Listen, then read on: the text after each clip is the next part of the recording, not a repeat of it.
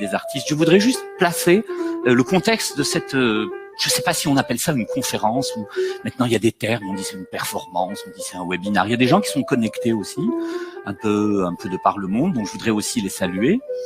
Et donc cette espèce de performance, c'est vraiment un partage d'une vision de la ville d'Alger, qui est ma ville natale. Et donc ça ne va pas être simplement l'architecte qui va parler. C'est vraiment la vision d'un Algérois que je voudrais partager avec vous, une vision de l'intérieur. Pourquoi une vision de l'Algérois? Parce que je n'ai pas du tout un regard d'historien. D'abord, ça serait prétentieux de l'avoir, je pense que je n'en ai pas les moyens. Je vais avoir un regard qui est plus proche des sciences humaines. Je vais m'intéresser au rapport entre la société et la ville, c'est-à-dire entre le vivant et la ville, parce que nous sommes dans une espèce de rapport comme le corps et l'esprit. Nous produisons la ville, qui devient notre environnement naturel, et la ville ensuite elle influe sur nous. Et c'est vraiment le corps et l'esprit. Si l'esprit est malade, le corps ne peut pas être sain. Si le corps est malade, eh bien, l'esprit il est perturbé. Et donc une ville malade ne peut pas contenir une société saine, et une société saine ne peut pas générer une ville malade. C'est dans cette boucle qu'on va se donner un certain nombre de clés. Donc on a imaginé 3 tableaux. Le premier c'est savoir. Nous allons faire un tour un peu sur des cartes, sur des photos anciennes, pour comprendre comment est structurée cette ville, et puis comment la société vit un peu à l'intérieur. Ensuite un deuxième tableau qui serait comprendre. Nous allons reculer un petit peu d'Alger, puis essayer de comprendre ce que c'est que ce rapport entre la ville et la société. Et le troisième, c'est la balade, c'est partager, expliquer, se balader. Voilà. Donc on va y aller. Sec. Merci.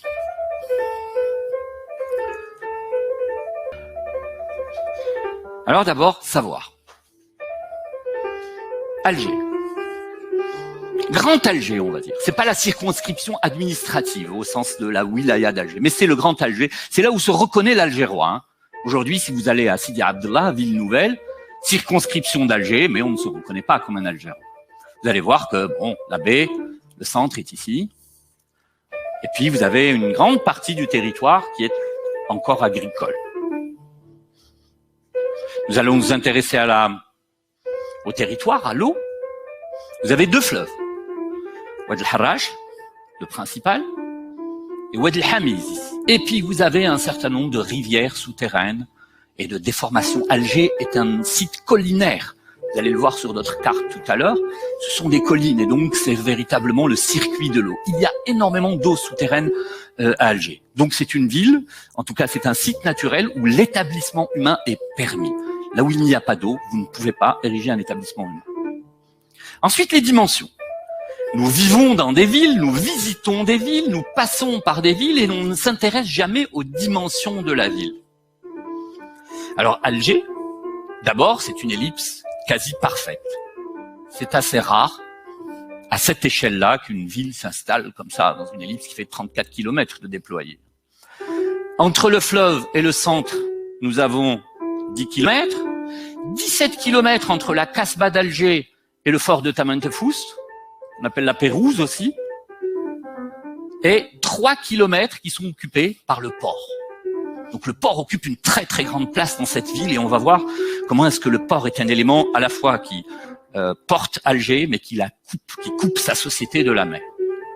Et donc on a 3 km de port ici, et puis le déployé ici, il fait 34 km, qui avait fait dire à un très très grand architecte que j'aime beaucoup, que j'ai eu vraiment la chance de connaître et de travailler avec un peu, que j'ai visité aussi à Rio. Je parle d'Oscar Niemeyer. Oscar Niemeyer, je ne sais pas si l'ambassadeur du Brésil est ici, mais Oscar Niemeyer me disait à Alger, vous avez un potentiel de 34 km de Copacabana. Ce à quoi j'ai répondu, si dans ton bateau tu pouvais nous ramener quelques Brésiliennes et quelques Brésiliens, ça serait superbe pour la baie. Donc ensuite, intéressons-nous au relief. Alger, c'est un formidable amphithéâtre maritime. D'où qu'on soit à Alger, on regarde la mer. Et même parfois, quand on passe dans des rues, dans des boulevards, de temps en temps, il y a une dent creuse, comme ça, qui s'ouvre, qui nous fait regarder la mer. Et après, on va regarder ce rapport bizarre que nous avons à la mer, parce que la mer est là, nous la voyons, nous la sentons, nous ne pouvons pas y aller. Pour nager, il faut faire 20 km à droite ou à gauche pour aller nager, alors que la mer, elle est là, on ne touche pas l'eau. Donc là, on voit bien ici, dans cette carte, qui est une carte de la période coloniale, À peu près, voilà, on va dire, on est au milieu on va dire, on est dans les années 30 sur cette carte. On voit bien que la Casbah est ici, on voit bien que la nouvelle ville est ici. Ça, c'est le mont du Bouzarea. Et vous voyez comment est-ce que ces reliefs, qu'on va revoir sur d'autres cartes. Donc, on est véritablement dans une ville. Ça monte, ça descend. Ce que je disais tout à l'heure, Alger, c'est tu montes ou tu descends. On va s'intéresser à des cartes anciennes. Alger a toujours été représenté. Alger, quand je dis Alger, pensez Casbah. Après, quand je dis l'extension d'Alger, pensez tout Alger. Voilà. Alger a toujours été représenté comme un fort imprenable. 16e siècle. Alors on voit, ça c'est des représentations de marins. Les marins, quand ils passaient le long des côtes, ils dessinaient. Et ils avaient une manière de représenter qui n'est pas figurative et qui est plus informative et symbolique. Donc quand on voit ici un grand clocher et qu'on voit qu'au bout du clocher, il y a un croissant, on sait que c'est un minaret de mosquée. Mais le marin, lui, il sait dessiner un clocher. Comme si on demandait à un enfant, dessine-moi une maison, il va mettre un toit. Le jour où j'ai dessiné à un enfant une maison avec un toit plat, on me dit, c'est pas une maison, ça. Donc le symbole, voilà, le symbole de l'élément qui monte. Ensuite, on voit qu'il y a des habitations, des palais à l'intérieur. On va passer ensuite au XVIIe siècle. Pareil, on voit qu'il y a des habitations ici. On voit qu'il y a une mosquée ici au centre, un palais à côté de la mosquée, et puis surtout un fort, des enceintes, un rocher qui protège, des corsaires et des pirates ici. Et puis surtout, on montre une espèce d'environnement hostile autour d'Alger. N'y allez pas comme ça, il faut être autorisé pour arriver à Alger, parce que c'est une ville de corsaires. Et ensuite, on voit ici également une représentation au XVIIe siècle, avec le rocher ici, le Peñón, qui était en fait à l'origine un ensemble de petits îlots, les uns à côté des autres. D'ailleurs, El Jazeera vient de là, c'est les îles qui sont en bas d'Alger. Et on voit que c'est représenté ici de manière très minimaliste, c'est-à-dire ici, c'est un poste avancé. Techniquement, c'est une zone presque, attention, militaire, de guerre, etc. Il faut faire très attention. Ensuite, ici, au début 19e siècle, j'adore celle-là parce que effectivement, elle montre le territoire d'Alger ici, elle montre la Casbah ici, elle montre des habitations à l'extérieur de l'enceinte de la Casbah d'Alger. Et puis finalement, c'est ce visage, moi, qui va véritablement m'intéresser. On le croirait designé par Pablo Picasso, et avec cet œil comme ça, et puis un regard un petit peu méchant, et pour dire, attention, cette ville, c'est une ville de corsaires, c'est une ville de guerriers, mais c'est aussi une ville de plaisir, c'est une ville de loisirs, à partir du moment où c'est une ville marchande, c'est une ville de marins. Et donc moi j'aime beaucoup cette... on revoit les fleuves ici, même s'ils sont pas au bon endroit, mais c'est très très schématique et très symbolique. J'adore aussi les petites antennes ici. Il y en a une qui va vers la Madrague, ça me fait rappeler des crevettes. Je sais pas pourquoi, c'est comme ça. Et ensuite, à partir du XVIIIe siècle, les représentations commencent à devenir un petit peu plus claires. Vous voyez, c'est un environnement collinaire. Alger, à la base, c'est des collines, les unes à côté des autres. Quand vous voyez l'Alger d'aujourd'hui, vous vous dites, mais non, tout ça a disparu, effectivement. Parce qu'il y a un véritable travail de génie qui a été fait par l'urbanisme, grâce à la révolution industrielle, le développement des techniques, qui a fait qu'Alger, vous allez voir après dans les photographies, ce sont des rampes, ce sont des ponts, ce sont des immeubles qui soutiennent des territoires, etc. Il y a quelque chose d'assez pittoresque dans Alger. Et ensuite, ce n'est qu'au 19e siècle qu'on va considérer que la baie d'Alger, ce sont les 34 kilomètres, et non pas la petite baie qui est en bas de la Casbah. Donc le territoire va s'étendre, le territoire de la perception de la ville. Nous sommes algérois jusqu'au fort de Tamantefoust. Il va falloir attendre donc le 19e siècle pour qu'on ait cette vision-là. Bon, j'avance, parce que je sais que comme je suis bavard, si je me mets à parler maintenant, on n'aura pas le temps tout à l'heure. Alors, ça c'est intéressant. Ça c'est le territoire urbanisé de la ville d'Alger. C'est-à-dire centre-ville et faubourg, pour aller vite. Le bourg, le faubourg. Le bourg, le bourgeois, celui qui habite à l'intérieur du bourg. Le faux bourgeois, celui qui habite à l'extérieur. Donc je donne comme ça quelques clés de compréhension. Donc la Casbah d'Alger, on la voit en rouge. La ville de la période coloniale, dite la ville européenne. Alors ça n'existe pas, l'architecture coloniale, l'urbanisme colonial. Ce ne sont pas des styles. On parle de période. C'est la période coloniale. On est au 19e siècle ici. Et ensuite, en blanc, vous avez tous les faubourgs. Et on va voir comment tout ceci a évolué. En 1830, quand les Français débarquent, a priori, ils débarquent pas pour coloniser l'Algérie. même si en 1834, il y a un projet de colonisation de l'Algérie du Nord. Il y a un différend commercial, et les choses se font comme elles se font. En tout cas, quand il débarque, il y a la Casbah d'Alger, à peu près 55 000 habitants, 40 nationalités, on y parle une vingtaine de langues, des Chinois, des Gitans, des Sardes, des Valenciens, des Andalous, que sais-je. Et puis vous avez autour, à cette échelle, c'est difficile à représenter, mais ce sont des palais de villégiature de l'époque ottomane, qui étaient réservés aux notables de la Casbah ou aux consuls et aux dignitaires.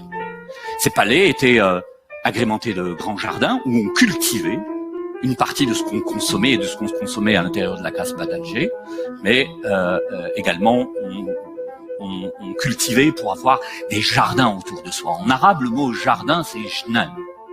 Jnan, ça vient de Jannah. Jannah, c'est le paradis. Et donc, c'est véritablement avoir des jardins autour de soi, c'est se fabriquer un bout de paradis autour. Ces jardins étaient faits avec une très très grande science, avec un grand raffinement. Ils étaient en plateau, les céréales protégeaient les fruitiers, qui protégeaient les maraîchers, etc., etc. Donc, il y avait un véritable savoir-faire là-dedans.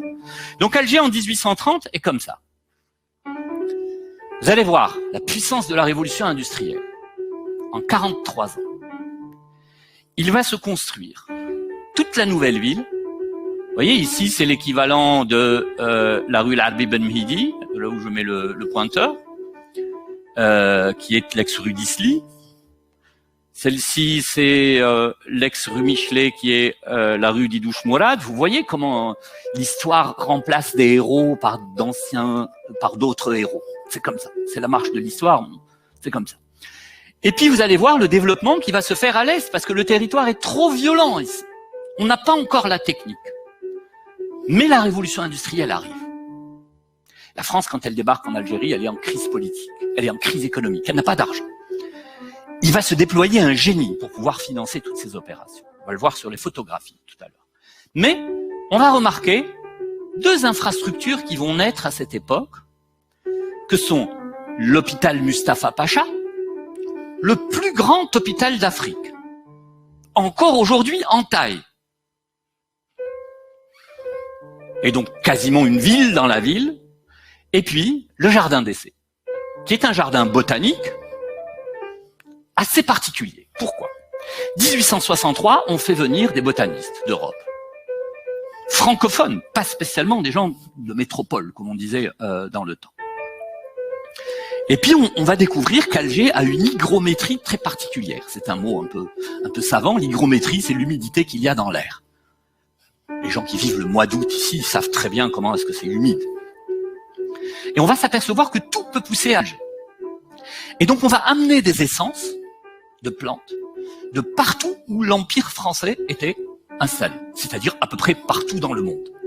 Et on va voir que tout peut être adapté à Alger. Et on va réaliser ce formidable jardin botanique qui deviendra la pépinière de propagation de l'ensemble des jardins d'Alger. C'est-à-dire quand vous allez à l'hôtel Saint-Georges, le jardin de l'hôtel Saint-Georges, les essences viennent du jardin d'essai, du jardin de l'Hamma, comme on l'appelait aujourd'hui. Mais c'est un jardin d'essai, donc c'est un jardin d'adaptation, c'est vraiment un jardin botanique. Et puis, donc, le jardin d'essai, le plus grand hôpital d'Afrique, on est en 1873, la nouvelle ville qui commence à s'installer, le port. Je vais juste revenir sur cette image, simplement pour montrer comment est-ce qu'on a construit sur l'eau. On a gagné 100 mètres sur l'eau ici. Et à l'époque, les Français n'étaient pas très forts dans la construction en milieu maritime. Ils ont fait appel à des Anglais. Les Anglais sont des insulaires, et donc l'eau pour eux, c'est presque quelque chose de naturel. Et ce sont des Anglais qui vont faire les rampes Chassériau, qui deviennent les rampes Ben Boulaïd, toujours des héros remplacés par les anciens héros remplacés par les nouveaux. Et donc, cet hôpital, ce port qui est en train d'engager un avenir économique et ce jardin botanique montrent, s'il en fallait, que l'urbanisme s'installe dans la durée et la France pour toujours, dans sa vision à l'époque. Donc on vient installer le plus grand hôpital d'Afrique. C'est fini. Et puis on est en 1873, la reddition de l'Amir Abdelkader, elle s'est faite. Il est exilé en Syrie après un passage comme ça par la France. Le Cheikh l'Amir al-Muqrani, lui, il va décéder au combat. Et donc, à partir de entre 1871 et 1930, il est à peu près établi que nous sommes dans un département français, nous sommes en France, ce n'est pas un protectorat, c'est complètement différent culturellement, j'allais dire, de la Tunisie, du Maroc ou des autres protectorats français. C'est la France. Jusqu'à ce que, à partir du début des années 30, l'étoile nord-africaine, les premières idées révolutionnaires vont réapparaître et l'idée de l'indépendance de l'Algérie va apparaître. Mais il y a eu ces 50 ans dans lesquels on a l'exposition universelle de 1900 et finalement, la France, je prétends que l'Algérie lui a servi de formidable tremplin pour sortir de sa crise politique et sortir de sa crise économique du moment où ils ont débarqué à Alger. Ensuite, très vite, 1900, on va commencer à développer les faubourgs. D'abord, on va densifier totalement ce qu'on appelle le centre-ville. On monte vers le Mustapha supérieur, on va monter vers le Kélemli, et on va commencer à développer les parcelles industrielles sur la partie plate. Plus la révolution industrielle va avancer, plus les techniques vont avancer, et plus on va aller vite. Alger est une des villes qui s'est construite le plus vite dans l'histoire de l'humanité. C'est extraordinaire. En 43 ans, on a fabriqué tout ce que vous voyez aujourd'hui dans le centre-ville de l'architecture 19e, début 20e siècle. Ensuite, les faubourgs se développent. El Biar, Hedra, Al-Qubba, Hussein-Dey, La Scala. Et en fait, c'est les petits villages qui viennent s'installer. Ils étaient isolés. Moi, je me souviens, gamin, moi je suis un natif d'El Biar. Si je devais aller à Ben Aknoun, eh bien, on traversait la campagne. On passait par Junan Bengana, on traversait vraiment la campagne. Et puis, avec le temps, eh bien, les villages grossissent, et puis un deuxième village va grossir, et il y a un phénomène qu'on appelle la conurbation. C'est encore un terme de codex, mais il y a une conurbation, ça veut dire que l'urbanisme va finir par se toucher. Et c'est ça qui va donner le lien. Aujourd'hui, vous êtes à El Biar, vous descendez en centre-ville, vous n'avez plus de rupture dans le tissu. Et donc, tout ça s'est développé à peu près dans les années, on va dire dans les années 20. Hein, on commence vraiment à monter sur les villages. Et il va s'inventer un style qui s'appelle le néo-mauresque. Il va s'inventer une manière de faire.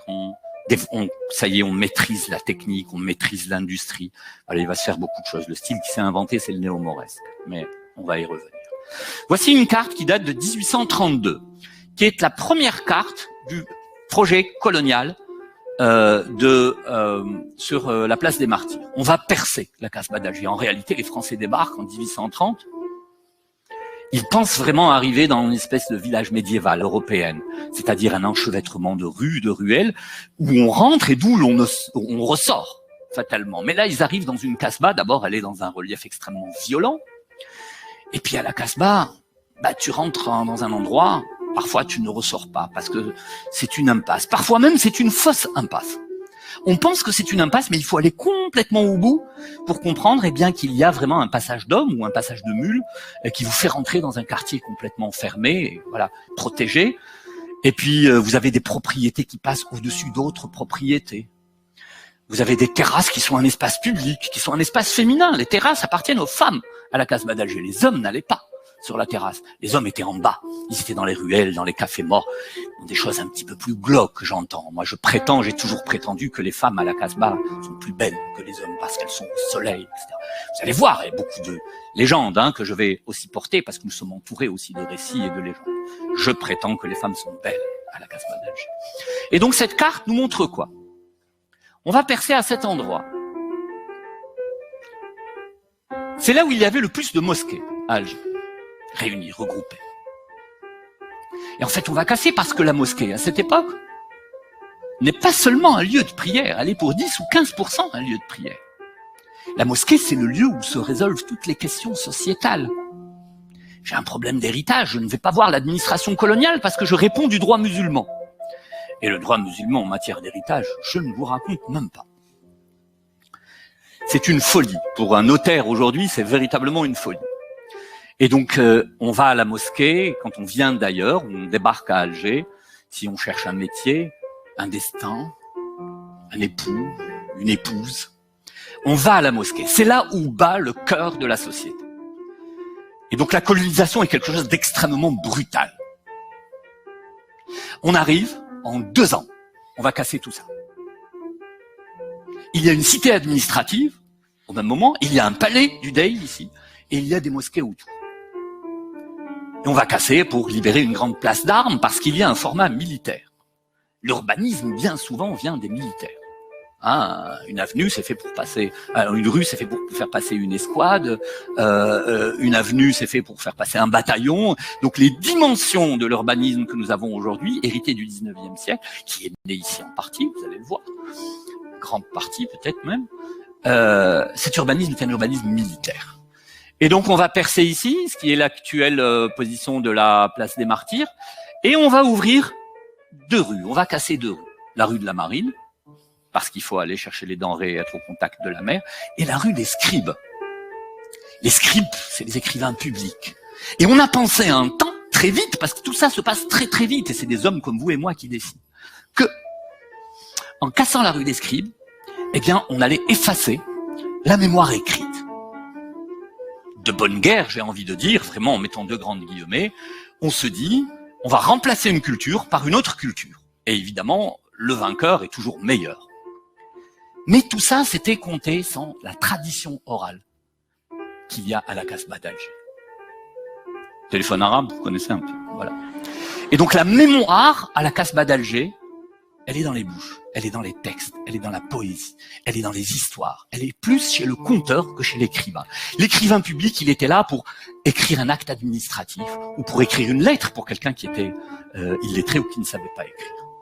Donc, premier projet colonial de percement de la Casbah d'Alger, la rue des Scribes. Et on va réaliser ensuite 4 autres percées à la Casbah. Mais pourquoi on perce la Casbah? Parce qu'on ne comprend rien à ce tissu. Et réellement, qu'est-ce qu'on fait? Stratégie militaire basique, je n'invente rien, je pense, et je ne critique rien. Diviser pour mieux régner. Ça veut dire que plus un territoire est petit, plus vous pouvez l'encercler et agir vite dessus.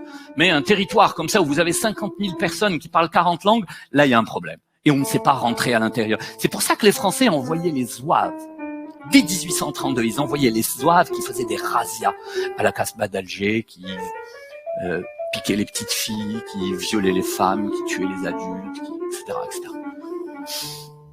Ensuite, je voudrais vous emmener sur cette photo ancienne et puis sur ce plan également qui date à peu près de cette époque avec le percement ici de l'actuelle place des Martyrs qui s'est appelée ensuite la place du gouvernement qu'on a appelé nous Sahat el-Oud, c'est-à-dire la place du cheval parce qu'il y avait une statue comme ça du duc d'Aumale avec son sabre qui pointait la cité donc en signe de victoire. Donc on a très souvent appelé ça Sahat el-Oud, c'est la place du cheval. Et puis on a ce peñón.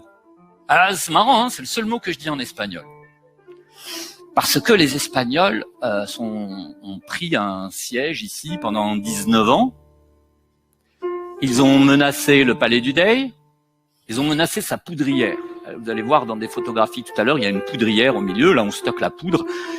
Et le Dey, eh bien, il cachait son trésor à côté de la poudre parce que c'était le bâtiment le mieux protégé de son palais. Il suffisait de viser la poudrière et de dire si tu rentres, on tire. Hein, donc ça, c'est tactiquement, ils sont restés ici pendant 19 ans avant d'être lâchés par l'Espagne elle-même, hein, donc, par Ferdinand II. Je vous ai dit, j'ai pas un regard scolastique d'historien, hein, donc les dates. Je laisse ça véritablement aux historiens pour pas faire de bêtises. Ici, c'est la place des Martyrs. Avant, elle descendait. Donc, quand je dis on a gagné 100 mètres sur la mer, on a gagné tout ça, on a reconstruit ici. Ça, c'est des voûtes de l'époque coloniale. En dessous de ces voûtes, vous avez encore une couche de voûtes, mais qui, elle, est d'époque ottomane et qui est vraiment cathédrale. Hein. Vous avez des choses qui font 15 mètres avec des pilastres qui font 2 mètres sur 2 mètres. C'est vraiment cathédrale en dessous. Il y a eu un projet au début des années 2000 ou à la fin des années 90 d'en faire un musée de l'automobile.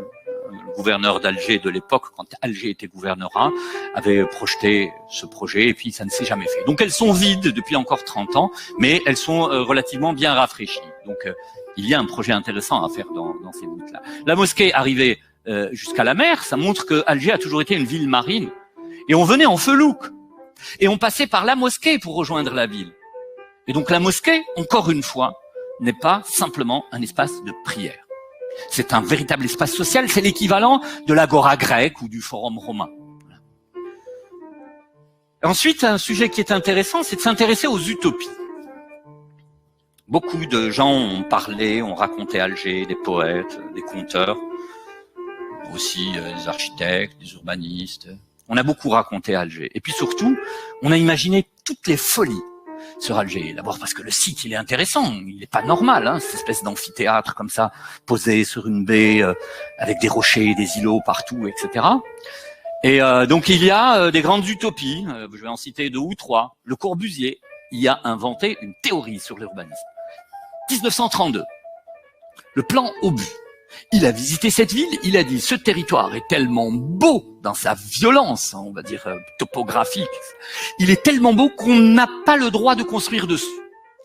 Et au contraire, il faudrait construire pour donner la vue sur la baie et sur ce territoire magnifique. » Et il a imaginé, dans son plan Obus, cette énorme barre, on est en 1830, hein, il a imaginé également qu'on pouvait rouler sur les toits. Là, on est sur le toit d'un immeuble.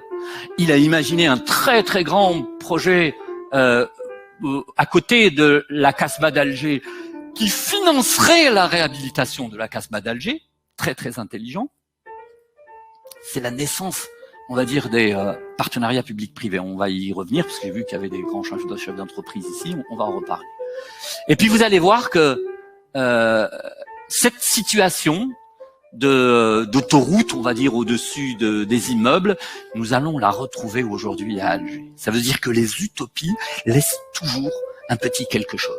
C'est pour ça qu'il faut toujours, quand on est un créateur, être à un moment de sa réflexion dans une utopie et se dire un jour ça pourra se réaliser. Et vous allez voir que Alger l'a réalisé. Je voudrais rendre hommage à un monsieur qui s'appelle Fernand Pouillon, qui pour moi est le plus grand architecte du siècle. Peut-être pas du millénaire, je dirais que pour le millénaire, je classerais Oscar Niemeyer. Peut-être, mais c'est très personnel. Mais Fernand Pouillon est, malgré tout ce qu'on lui fait porter comme soufre ou comme, on va dire, voilà, on a souvent dit, il bricole la pierre, il triche un peu, etc. C'est probablement l'architecte le plus humaniste dont j'ai pu croiser l'œuvre. Je ne l'ai jamais croisé parce que j'étais trop jeune et je n'ai pas architecte, mais il s'est pêché dans la tradition, il s'est observé et il s'est restitué. Et ça, c'est une qualité extrêmement rare chez les architectes. Il ne s'est pas inscrit dans la charte d'Athènes qui a divisé les hommes. Il ne s'est pas inscrit dans un mouvement plastique. Je veux dire, il est plus proche de la Renaissance, hein, du moment où on a commencé à s'intéresser à l'homme et à mettre l'homme au centre de tous les dispositifs. Et je crois que c'est notre quête à tous. Si on oublie qu'on fait les choses pour l'homme, pour la conservation de l'espèce, eh bien on se trompe. Et c'est là que ça peut mal se passer. Donc, cité des 200 colonnes, mais je voudrais vous montrer la plus belle opération, c'est Diyar al-Mahsoul. Ça, c'est un habitat, je vais pas dire social, mais c'est un habitat de base. Regardez, c'est cathédrale.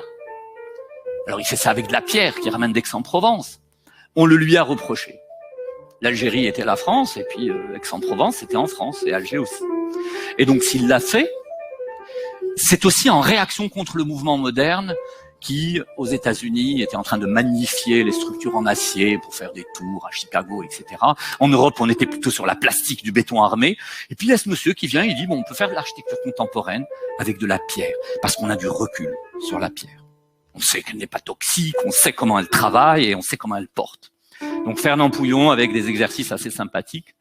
Ça, c'était le marché de Diyar al-Mahsoul. Regardez comment avec une brique de 11 cm, mais il va pêcher ça dans la tradition, il descend à Gardaïa, il va à Timimoun. Il comprend comment est-ce qu'on arrive à faire des voûtes sans coffrage, simplement avec de l'appareillage. Et donc, Fernand Pouillon a un génie extraordinaire, mais Fernand Pouillon mérite vraiment un séminaire, pas une conférence.